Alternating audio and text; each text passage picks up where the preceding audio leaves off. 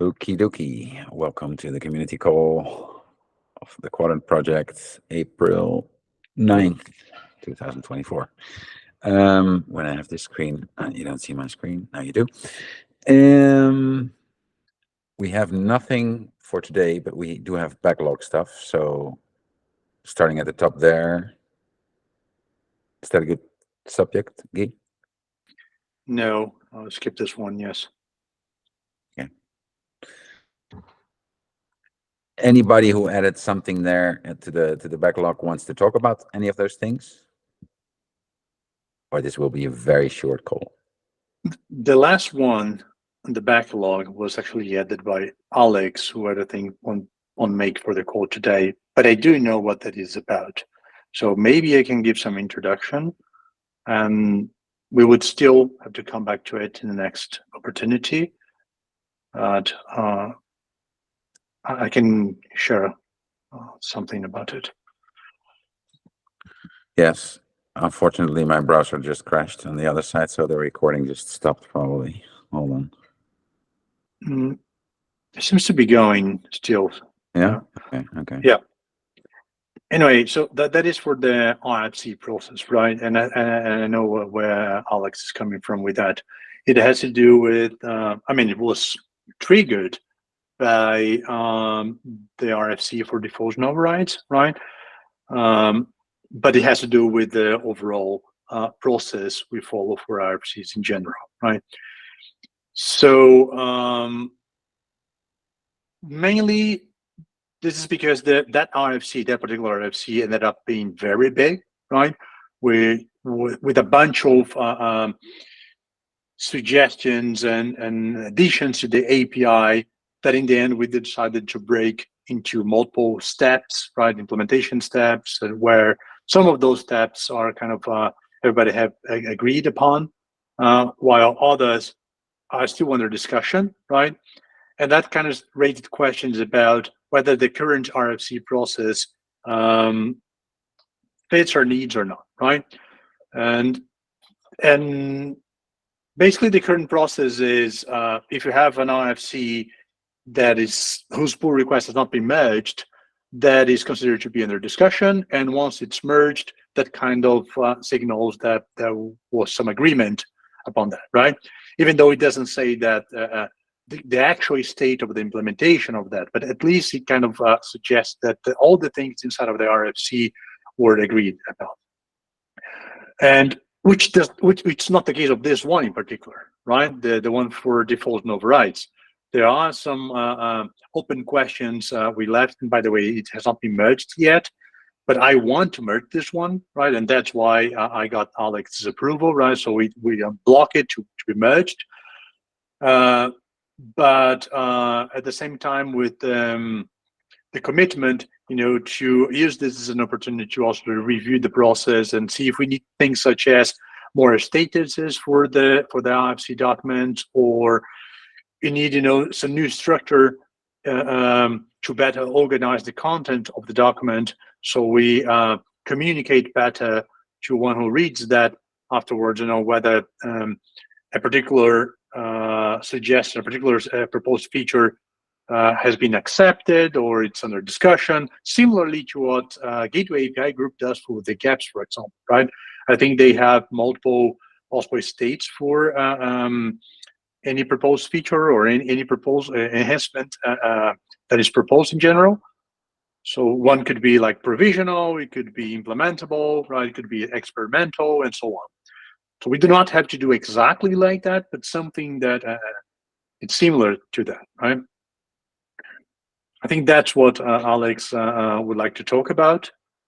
And I don't know if that's the first time or the only time we ran into this problem of having big documents, but I don't think it is. I think we had that in the past, right? And I'm usually the one to blame, right? I remember the Rating Policy V2 was also very big RFC that we spent a long time discussing, and there were aspects of it that not everybody agreed on.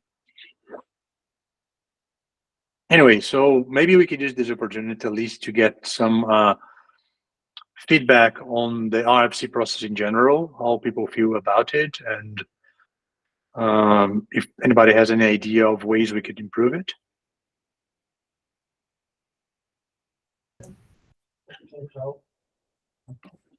Yeah, go for it, Peter. Yeah, so from my experience, the RFC process, I noticed that two big issues, at least for me. One is that once it's agreed, we didn't do a good enough job of tracking that it's actually done or that it's done completely. There were some cases where we did implement it just partially because it wasn't priority to do it fully, right? Or we didn't need to. That's first issue, but I already mentioned it in the past, and I believe we are taking steps to remedy it. And the second is there are too many RFCs that are not merged, and they are there for a long time. And I think that's an issue because they just rot there, basically. If I look now, I believe I can find quite a lot of old ones. Yeah, I can find, yeah, more than a year. Like the oldest that's open, it's from November 14 to 2022. So if we are gonna tackle RFCs, I would also tackle the velocity or rotting of old RFCs as well. Yeah, one important thing to have in mind is that the RFC are not to be understood as product documentation, right? So they do not tell how the system works, but at the most how we wanted it to work at some point in the future, right? So they are proposals per se. In fact, I think that's how we organize them in the website, right? In the website there is in the docs website there is a section called proposals, I think, where we have all the RFCs. So I wouldn't expect the RFC, to be the source of truth, for one who wants to check the current state of the implementation, but maybe following the RFC, the epic issues, right? So for each RFC, we should have an epic issue, and I completely agree with you that we're not doing a great job on organizing the work in the epic issues, right? Sometimes we have more than one. Sometimes we just forget, update in the description, and we do not list all the issues there. So there's definitely room for improvement there. I would also say I don't actually view them as proposals once they are accepted. I actually view them more like specification. Yeah, I think that is an easy trap, to fall in, right? I don't think that should be seen as specification at all, right? Because otherwise we will always be behind, right? Because the process states we should start with an RFC and then we implement it. So they cannot be, by definition, the specification. So they have to be a proposal. Oh, that's true. But once they are accepted, we should work on it to make it a specification, right? Yeah, but sometimes it can take like 2 years, to implement the whole thing. Okay, then what's the purpose of the purpose is, in my opinion, is communicating a direction, right? So it's sharing the plan. This is what we want to achieve. This is what we want to do, and give some proper guidelines for whoever wants to start working on that implementation. And then we have documentation, proper documentation in the form of features and how they work. Yeah. If I'm someone okay, who's the target audience for RFCs? Only us? I think the community in general, right? I think anybody interested in seeing the direction the project is going, definitely us, right? So it also it's a record of an agreement, right? That we reach it together. So it's also important. But I can also see Alex, who was the one proposing this topic, disagreeing with me. Maybe he would say that instead we should aim for smaller RFCs that are more incremental. So maybe we send a smaller pull request that documents only the part that we can commit to implementing the short term, and then we start another one to enhance that one, as a second iteration. I can also see that working, right? So I'm not saying it necessarily has to be the way that I'm describing. I'm just saying that this is how I perceive them, right? I kind of tend to see them as living documents that we are constantly updating, but not to reflect the state of things necessarily, but to say, this is what we want to do, and this is how we plan to achieve that. Yeah, okay. Yeah, I think it's also they important. are, sorry, Thomas, you go. No, I think it's important that like these documents are not a goal by themselves. So it's also not the end of the world if some of them just like they should they should result in other things being done. Like they are like well, what you were saying before, I think is an important part. Like there is a conversation around a certain subject, and that it captures that conversation, and it can be a bit dirty. I'm not saying that we should not do better, but I think we should not strive to have that perfectly like clean and Yeah. like it's not the most important thing of that. Oh, yeah, I agree. The only thing I basically I don't necessarily agree with right now is that it's okay for accepted RFCs to live there for years before implementing. Yeah, and to give That's more reason to what you're saying, Peter, if there's one area that I think we suck, is on documenting properly what we did do, right? So after we follow the IFC and we say, okay, now it's ready, now it works, sometimes we write kind of a user guide or some examples, some blog posts, but there is no proper documentation of the feature itself, like in the form of a spec. At most, we have sometimes a description of the API, which is good, but I think we could do better than that. I think there were some initiatives that tried to improve that. I remember Jim a while ago, he tried to write a document, other people as well, but definitely we can do a better job with specifying what we did. Yeah, I think that would be great. That would actually solve a lot of issues for me, especially when I just want to see because I saw them mostly as a specification. Like once it's agreed, I can use it as a guide to how the actual implementation should work. Maybe And while we do not achieve that point where we have good documentation, the RFC process works, and it's clear to everybody. Maybe one small improvement we could do is at least, to try to organize the topics inside of the RFC. And I'm doing a little bit of my mea culpa here because definitely that's something I did not do properly in this big RFC there, which is to make it clear that some of those things, we reached an agreement. Some other ones are still coming with open questions, and it will motivate more discussion in the future. I thought I had done that by splitting that work in what I call different tiers, right? Different levels for enabling that feature, right? Where we're only really committed to level number 1 today, right? Tier number 1. But maybe not, right? If we are having this conversation, clearly it's because I didn't do a good job on making that clear.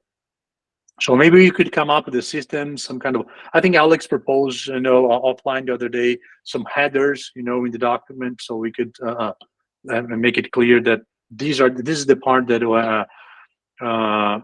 we will be working on next, right? And you should expect this to be reflected in the epic. And these are the other points proposed here in this document, but which we need to discuss further. We do have a section there called future possibilities, right? Which I think maybe not sure if in this comment or in some offline conversation I had with Alex, he suggested moving the things that we are not implementing just now to the future possibilities, which I argued against too, because I said that the way I see the future possibility section is different, right? It kind of, to me, it's more like about things that we are not proposing in that RFC directly, but we believe that those are possibilities that change could open up for, right? So really new possibilities for the future, but not just now. As opposed to things that we did propose in the RFC, we could implement that. We're just not doing that yet because we still need to further discussion or specification on. yeah, I actually like that proposal. That sounds very reasonable. I also think we should definitely wait for Alex to actually decide anything. And you think that we should say something about size? Should they be smaller, or it doesn't matter, Guy? How do you see that?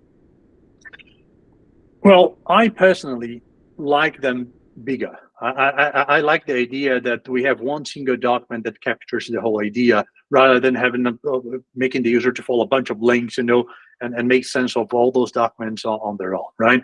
So I kind of like that it wraps one big issue or epic and all in one document. But I can also see why other people would think differently. Yeah, I would actually not like them smaller or bigger. I would just like them continuously updated. Organized. Like we can start, like we can start with a smaller part of RFC that we all agree in, and then create another one or enhancement to that existing one to add more stuff to it, to create the one to the big one in the end, but just through continuous smaller steps than just specifying it all at once, if possible. Mm-hmm. Of course, that's not always possible. I don't think it would be possible with defaults and overrides, to be honest. Yeah, I know that big documents tend to be scary to people, right? But I really don't see how other way to do that. Sometimes, I mean, I know we can all. I myself, I know that I can do better, right? And trying to make it more concise, the explanations. But in the end, I usually tend to write what I believe I need to write, right? So, and I think everybody does the same.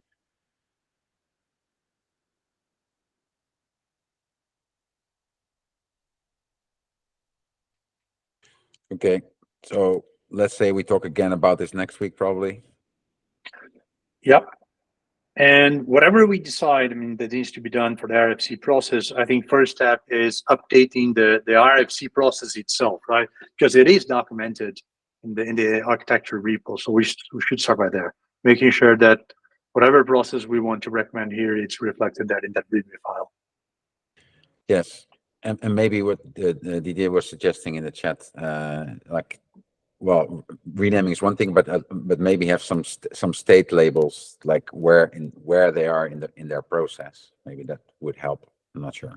We can talk about that. Yeah, I agree. We could do that for the entire document, or we could do that per individual changed proposed in the document, right?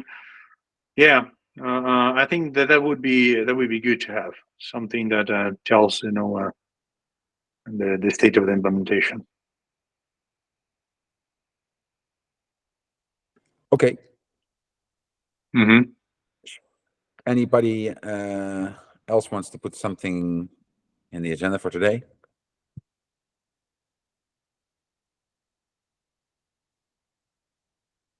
Silence is golden. Okay.